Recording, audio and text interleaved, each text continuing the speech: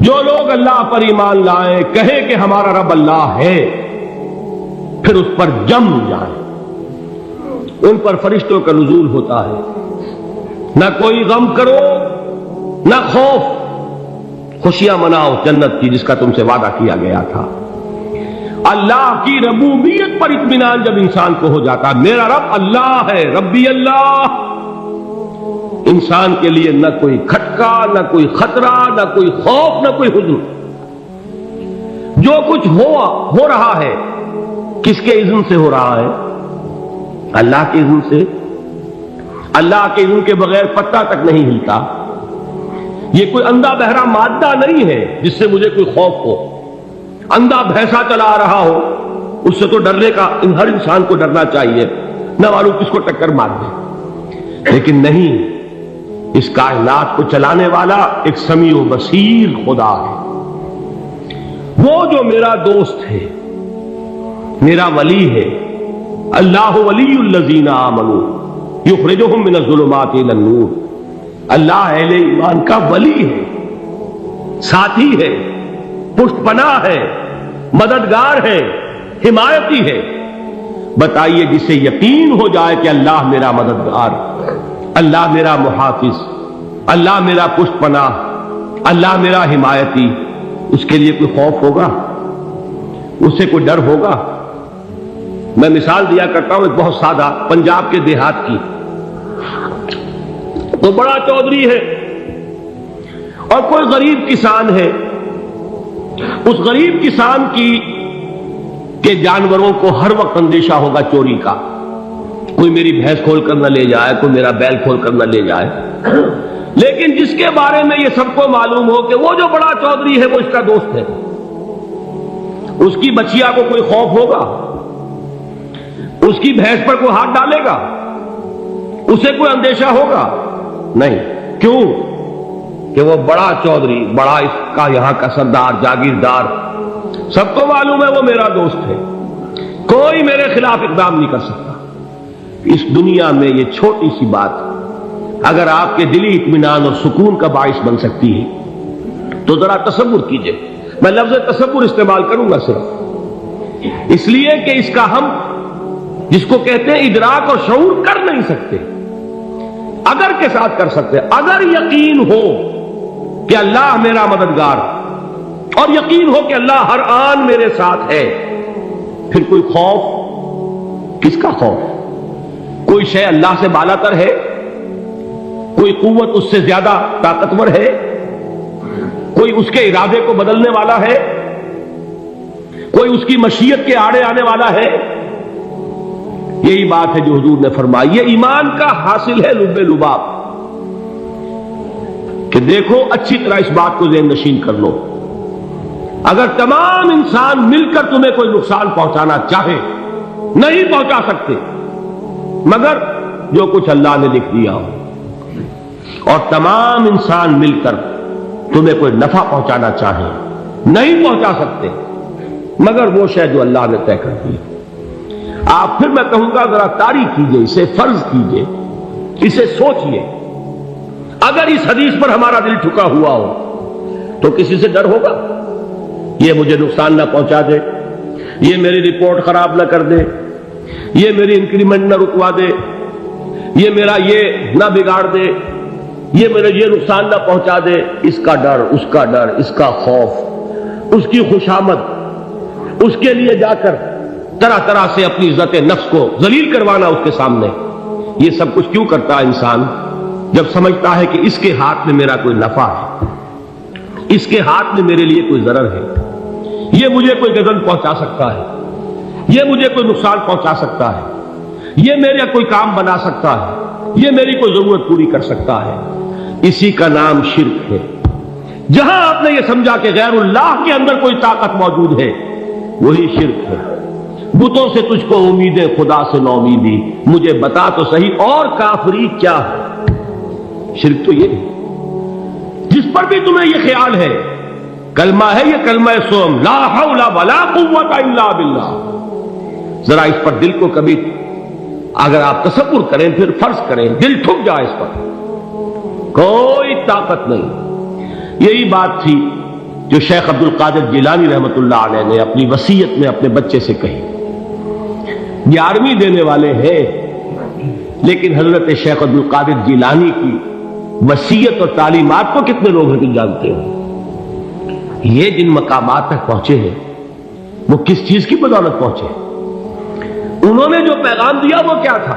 اے میرے بچے، جس طریقے سے قرآن مجید میں حضرت لقمان کی نصیحتیں جو ہے نقل کر دی گئی ہیں، میں یہ عرض کروں گا بالفرض اگر قرآن حضرت عبد القادر جیلانی کے بعد نازل ہوا ہوتا تو شیخ عبد القادر کی یہ نصیحتیں بھی قرآن میں درج ہوتی. اتنی اونچی نصیحتیں ہیں. اے میرے بچے، اس حقیقت کو ذہن نشین کر لے، لا فاعل فی الحقیقت ولا مؤثر الا اللہ. اس کائنات میں نہ کوئی فاعل حقیقی ہے نہ مؤثر حقیقی ہے سوائے اللہ. کسی شے میں کوئی تاثیر نہیں اگر اللہ نہ چاہے. آگ جلا نہیں سکتی اگر اللہ نہ چاہے. پانی ڈبو نہیں سکتا اگر اللہ نہ چاہے. زہر ہلاک نہیں کر سکتا اگر اللہ نہ چاہے. کوئی چیز فائدہ نہیں پہنچا سکتی اگر اللہ نہ چاہے. تو در در پہ کیوں سر جھکاتے ہو؟ در در پر کیوں جبیں سائی کرتے ہو؟ سب کے سامنے کیوں ہاتھ پھیلاتے ہو؟ ایک اللہ سے مانگو. ایک اللہ کے سامنے زمین پر اپنی جبین رکھو. لا فاعل فی الحقیقت ولا مؤثر الا اللہ. نظر آتا ہے ہمیں کہ پانی پیاس بجھا دیتا ہے.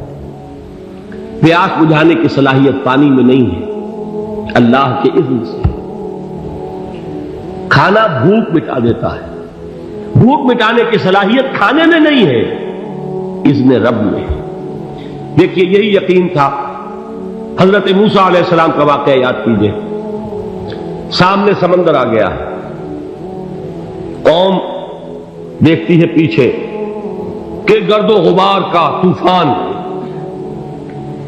معلوم ہوا کہ فرعون اپنے لشکر سمیت آ گیا.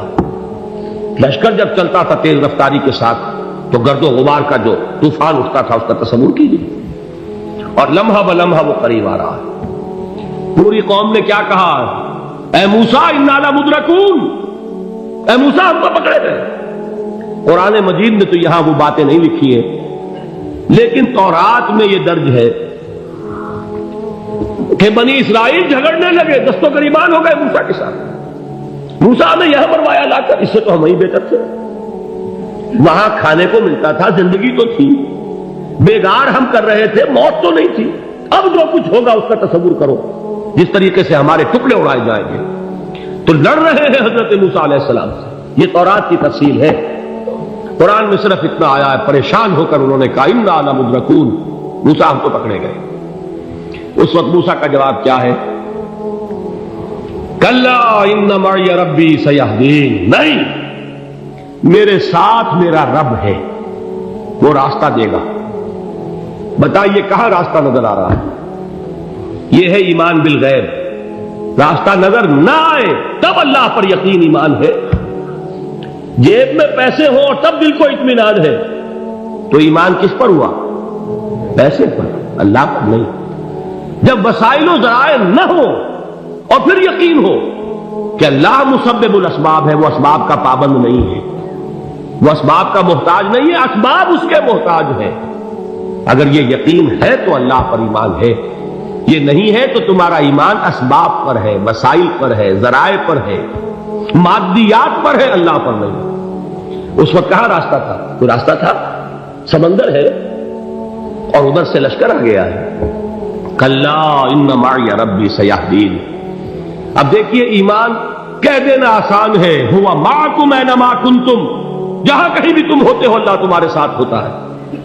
لیکن اس کا یقین قائم ہو جائے تو زمین و آسمان کا فرق واقع ہو جائے. یہی بات ہوئی حضور کے ساتھ. غار ہے، چھپے ہوئے ہیں محمد رسول اللہ اور آپ کے وہ یار غار ابو بکر صدیق رضی اللہ تعالی عنہ. اقبال نے حضرت ابو بکر کی شان میں چند اشعار کہے صرف، لیکن واقعہ یہ ہے کہ بھاری بھاری نظموں پر اور قصیدوں پر بھاری ہے. طویل ترین نظمیں اور قصیدے ہوں ان پر بھاری ہے. ہمتیں ابو بکر کی ہمت جو ہے کشت ملت را چوں ابر، جیسے بارش سے کھیتی اپجتی ہے، ابو بکر کی ہمت اور عزیمت اس امت کو اسی طرح سینچنے والی ہے۔ ثانیے اسلام و غار و بدر و قبر، وہ دوسرے تھے اسلام میں، دوسرے پہلے کون تھے؟ انا اول المومنین، حضور فرماتے ہیں سب سے پہلا ایمان لانے والا میں، دوسرے ابو بکر۔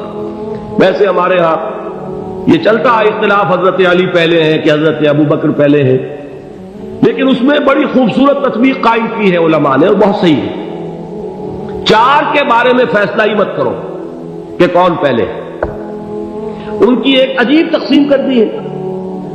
آزاد مردوں میں، بالغ مردوں میں سب سے پہلے ابو بکر، بچوں میں سب سے پہلے علی، خواتین میں سب سے پہلے خدیجہ، اور غلاموں میں سب سے پہلے زید بن حارثہ۔ بڑی پیاری تقسیم ہے، یہ چاروں ہی پہلے ہیں، ہر ایک کے لیے اولیت ہے۔ اور واقعہ یہ ہے کہ اگر زمانی اعتبار سے تعین ہوگا تو پہلے خدیجہ الکبریٰ آئیں گی رضی اللہ تعالی عنہ، کسی اور سے بات کرنے کی نوبت بعد میں آ سکتی ہے، پہلے تو اہلیہ محترمہ سے بات ہوئی، آتے ہی پہلی وحی ہوئی ہے، ابھی تبلیغ کا حکم نہیں تھا، کس کو بتایا واقعہ؟ ابھی اپنی نبوت کی تبلیغ کا تو حکم ہی نہیں آیا، واقعہ کس کا ہے؟ وہ خدیجہ کا ہے۔ جب کہا ہے کہ خشیت علی نفسی، مجھے اپنی جان کا اندیشہ ہے، تو کیا جواب دیا خدیجہ نے رضی اللہ تعالی عنہا؟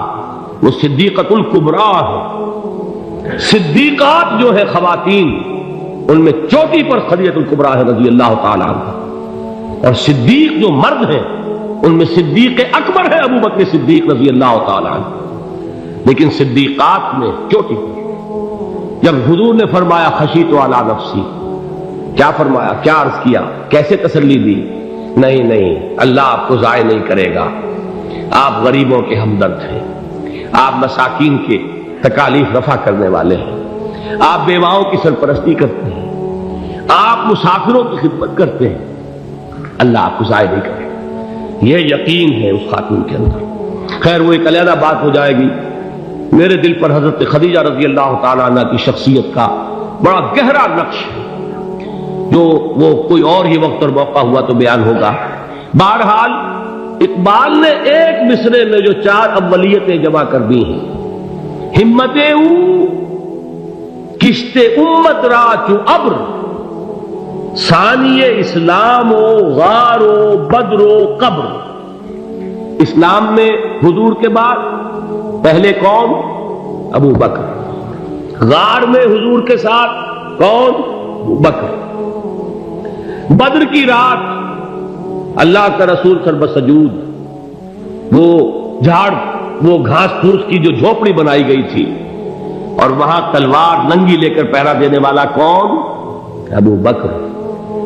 اور اس حجرہ عائشہ میں محمد کے بعد سب سے پہلے دفن ہونے والا کون؟ ابو بکر رضی اللہ تعالی عنہ صلی اللہ علیہ وسلم۔ وہ جو معاملہ میں سنا رہا تھا غار ثور کا، حضرت ابو بکر بھی حضور کے خیال سے لرز گئے ہیں۔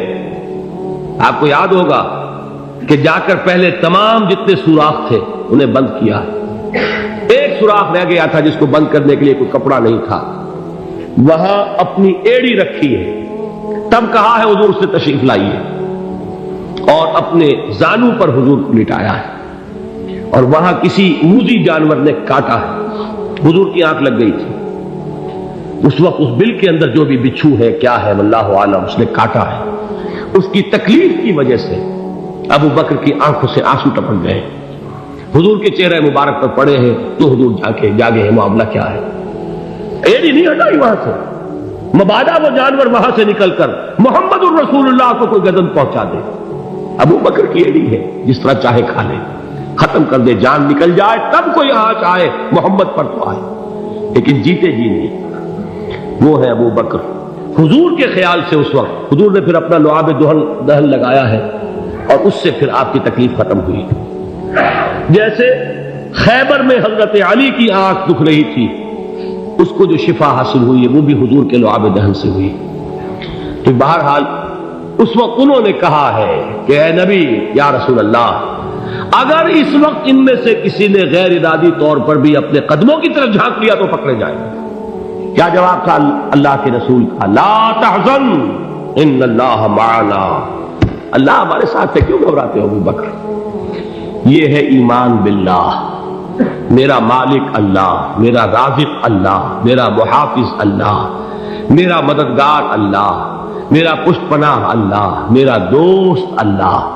یہ دوستی ہے اللہ کی جو لب لباب ہے، حاصل ہے ایمان کا، اسی کا نام ولایت ہے۔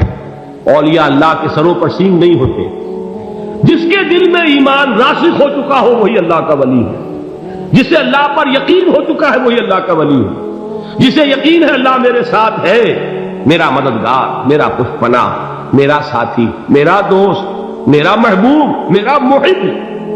اللہ اہل ایمان سے محبت کرتا ہے۔ واللہ یحب الصادقین، ان اللہ یحب الذین یقاتلون فی سبیلہ صفا کانہم بنیان مرصوص۔ اللہ محبت کرنے والا، اہل ایمان محبوب، اور اہل ایمان محبت کرنے والے اللہ محبوب۔ والذین آمنوا اشد حبا للہ۔